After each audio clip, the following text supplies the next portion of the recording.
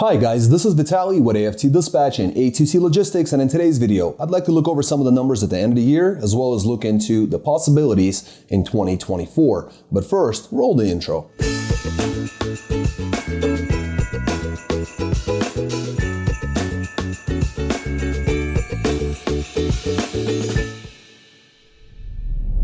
Welcome back. Before we get started, I'd like to ask you to please like the video, be sure you subscribe to the channel and hit the notification bell so you never miss a single release of our videos, where every Friday we're talking about something that could benefit you in your trucking businesses, in your trucking careers, as well as cover the loads we've successfully booked for our customers, consisting of leased owner-operators and carriers operating under their own MC authorities, running under our truck dispatch services. As always, guys, big thank you for all the likes you provided in all the previous videos. Please do keep them coming, and let's take a look at some of these numbers closing out the year, what 2024 brings. And I also wanted to say a very Merry Christmas to each and every one of you guys, whether a customer, leased owner, operator, carrier, or just a viewer that stops by weekly watch our videos. Guys, thank you so much for another year of watching videos, another year of running loads with us, running loads through us, all the leased on guys, all the carriers, all the folks I've spoken with, and all the texts and emails and everything. I really hope that we've been helpful to you guys. I really hope that this year has been at least decent to you. We all know that the markets have not been very compliant, if you will. And definitely this is part of the reason I wanted to make sure to look at the numbers and at least know or have an idea of what we're looking at going into 2024. So took quite a bit of notes here. Let's take a look. So number one, there have been some modest improvements in truck tonnage. Now we've talked in the past about truck tonnage and how it's freight and how important of an indicator it is to the general health and well-being of the trucking market. And unfortunately, the spot market failed to deliver that pre-Thanksgiving boost that everyone expected. Now, the numbers did increase, so there was some of that. But as I've also said in previous videos, that the numbers that I was seeing as we were going into and through that period, that they were not where I was hoping to see them, especially looking at historical data. Things did improve, but unfortunately not where we hoped for them to be, especially in the spot market. Now, the freight market continues to contract when you're looking at it on a year-over-year basis, and there is more of that to come. Now, overcapacity is still a major issue, and again, throughout the whole year and last year we've talked about this. It's still a major issue, but is also being eliminated faster than expected. Now, this is really good for carriers in 2024. Those carriers who will stay in business, because the elimination of trucking companies, in other words, just means that they're going out of business. Now, to some degree, that's what we need. There are too many trucks on the road currently, and that's kind of what has to happen. This is the reason why I say that you want to work with strong dispatchers. You want to be with a really strong company that will actually, pull you through the difficult times so you can remain in business when things are tough, and get through that. So when finally we see the light at the end of the tunnel, you can take advantage of improving market conditions. So moving on, guys, the market continues to contract year over year. We are seeing that.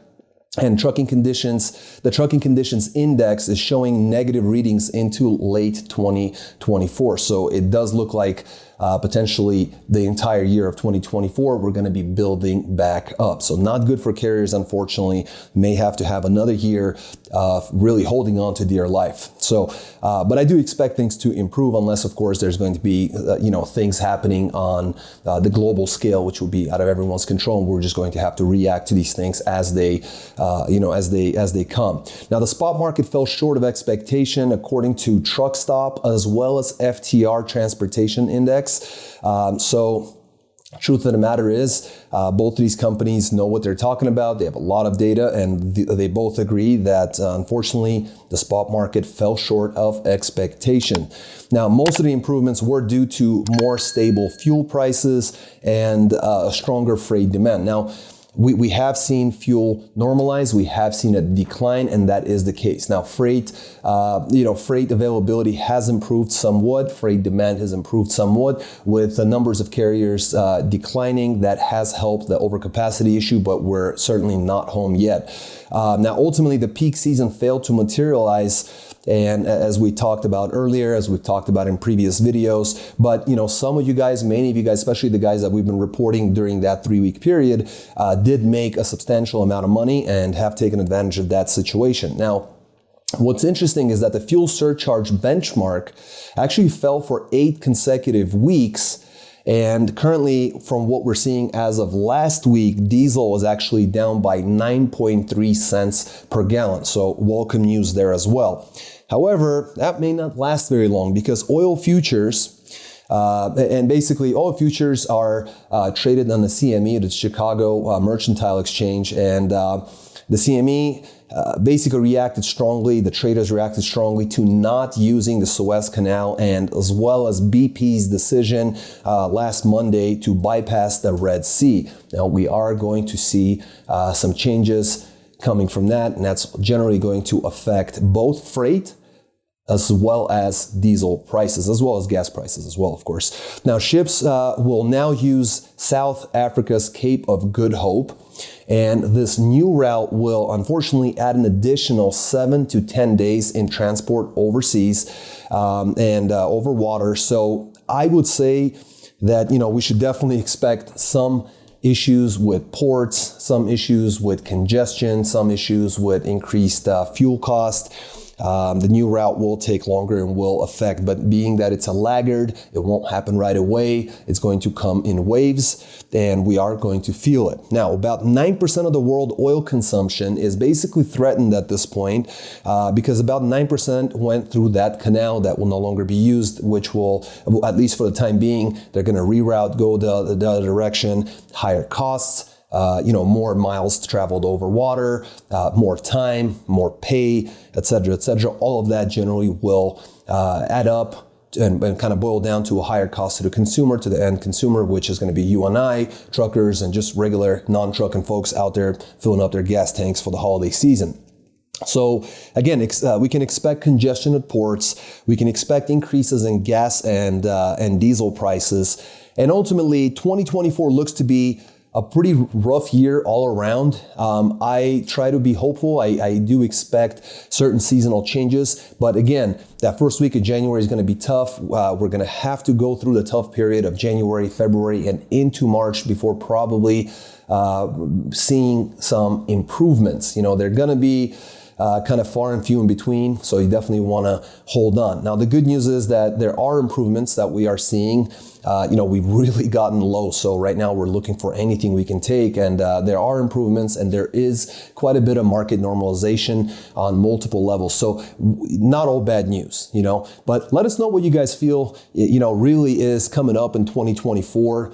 Do you agree? Do you disagree? And why is that one way or another? No judgment. We're all here to learn. So please leave your comments in the comment section below. Make sure to smash the like button. Make sure you subscribe to the channel. Hit the notification bell. And I'm going to switch over to camera. I'm going to look over the loads that we booked for our customers, and I'll see you guys in just a moment. Welcome back. Let's take a look at some of these loads. Guys, this week, rates did go down a little bit.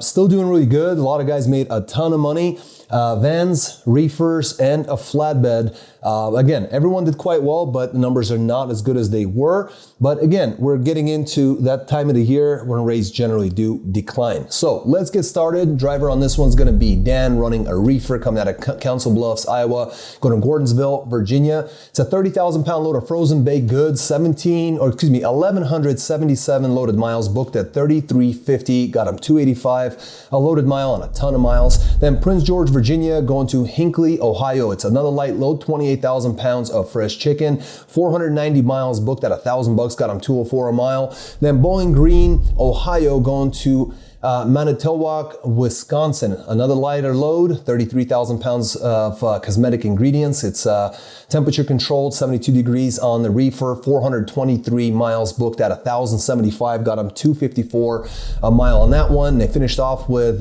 New London, Wisconsin, going to Chillicothe, Missouri, with a 30,000 pound load of Tyson meats, running 0 degrees on a reefer, 527 miles, booked at $1,600, got them 304 a mile coming out to Missouri. Excellent job, both Dan as well as the dispatchers. As you can see, all the freight was quite light. Temperatures were just fine, did a great job. And Dan did this in 6 days, running Friday to Thursday. So 6 days on the road, $7,025 in gross on his regular reefer. Running 6 days on the road, 2,617 loaded miles, booked at 268 per loaded mile average. Excellent job, Dan. Next, we got Michael coming out of Clarion, Iowa, going to Salt Lake City, Utah with a super light load in his regular dry van, 17,000 pound load of 4-cup drink carriers, just 8 straps, and load bar was required. He had that on hand, 1,154 miles booked at $2,900, got him $251 per mile. Then right out of Salt Lake City, Zero Deadhead coming out to Idaho Falls, Idaho with a 35,000 pound load of palletized goods, 214 miles booked at $700, got him $327 a loaded mile. And then right out of Idaho Falls, Idaho, Zero Deadhead coming out to Columbus, Ohio with a 39,000 pound load of all sorts of ingredients. Palletized freight, 26 pallets went in the trailer.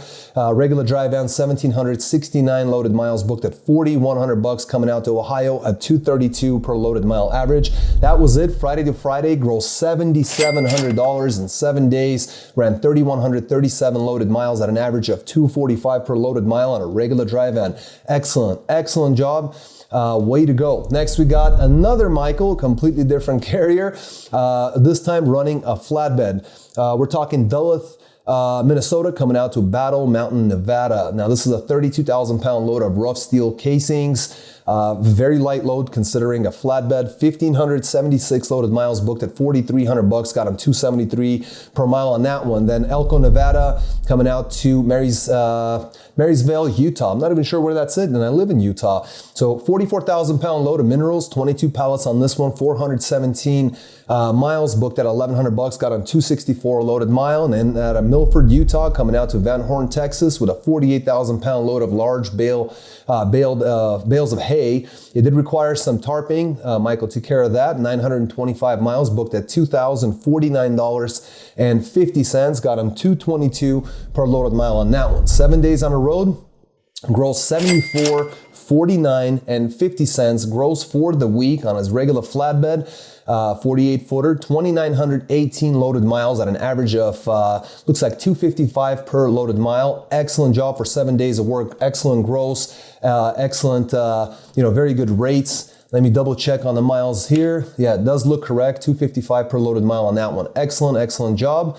Mike, let's take a look. Next, we got us regular dry van coming out of Dalhart, Texas, coming out to New Hampton, Iowa with a 44,000 pound load of dry whey protein powder. 878 miles booked at $1,850, got him $211 a mile. Then Winona, Minnesota, coming out to Flagstaff, Arizona with 40,000 pound load of packaging materials. 1,556 loaded miles booked at $3,600, got him $231 a mile on a ton of miles. And then out of Sedona, Arizona to El Paso, Texas, coming back out. 43,500 pound load of cardboard, 482 miles booked at $945, got him $196, just under $2 a mile. Did an excellent job though. 7 days on the road, Wednesday to Wednesday, gross $6,395 in gross, ran 2,916 loaded miles at an average of $219 per loaded mile average. Sam did an absolutely fantastic job, sir. Excellent job. Next, moving on to, let's take a look. Another dry van coming out of McAllen, Texas, going to West Valley, Utah. The driver on this one is Justin. It's a 23,000 pound load, 26 pallets of industrial material. 1,551 loaded miles booked at $3,500, got him $226 a mile. Then Salt Lake City, Utah, coming out to North Lake, Texas, so West Valley, then Salt Lake City is almost no deadhead there. It's a 43,000 pound load of prepared and preserved foods, 1,203 loaded miles booked at $2,500, got him $208 a mile. Then looks like Carrollton, Texas to Katy, Texas. Quick little run here. 23,000 pound light load of spirits on skids. 275 miles booked at $550. Got him exactly $2 on the mile. Tuesday to Tuesday, Justin ran 3,029 loaded miles. Ran that at 6,550 gross for the week in 7 days. Ran an average of $216 per loaded mile average. And the last one for this week is going to be Reggie, coming up again for another week on the top loads. Excellent job, Reggie, coming out of Wichita, Kansas in his regular dry van, coming out to Denver, Colorado with a 42,000 pound load of lubricants. There was a tanker endorsement required. Reggie's got it. 519 miles booked at $1,800. Got him $347 a loaded mile. Then Greeley, Colorado to Greensville, Mississippi. Now this is a 39,000 pound load of agricultural materials. Straps were needed. He had them. It's 1,142 loaded miles. We booked that one at $1,725. Got him $151 to come out of Colorado. Greeley is a pretty terrible market. The guys did get him a really good average on, all around. Then out of Greenville, Mississippi, Zero Deadhead took a load to Corsicana, Texas. It's a 44,000 pound load of in-shell pecans in super packs. 389 miles booked at $1,000. Got him $257 a loaded mile. Then right out of Corsicana, Zero Deadhead coming out to Shawnee, Kansas. It's a 44,000 pound load of more pecans. 535 miles booked at $1,000. Again, got him $187 on that one. They made up the difference out of Kansas City, Missouri, coming out to Memphis, Tennessee. It's a 37,500 pound load of craft paper. It's 26 pallets were loaded into the truck. 451 miles coming out to Tennessee. Booked at $1,020. Got him $226 a loaded mile on that one. Excellent job, Reggie. Thursday to Thursday, rolled 65.45 on his 3,036 loaded miles, which got him $216 per loaded mile average, just like the previous driver. Excellent job, Reggie. Welcome back, guys. Thanks for watching. As you can see, guys, the rates are there, the loads are there, really efficient dispatching, really good money. The gross is there, the rates are there, the miles are there. And as you can see, oftentimes no deadhead to very little amount of deadhead. We know how to run you guys efficiently. We've been doing this a very, very long time, well over a decade in business. We're, this is not our first rodeo. It's not our second or third rodeo. We've been through ups and downs of different markets. So if you're in a position where you've been watching our videos but never got in touch, get in touch. Quit resting on your laurels. Let's make 2024 a year to remember. It does look like it's going to be a tough year. It's going to be a rough year. So let's make sure to remember it for something good versus bad. Get in touch with us. We can help you guys. Whether you're a leased on owner operator, whether you're a carrier operating under your own MC authority, if you got the willingness to work, if you've got a clean MC, if if it's aged, you have the right equipment, if you want to go out there and make really strong, a strong impact, if you want to make good money, if you want to be able to,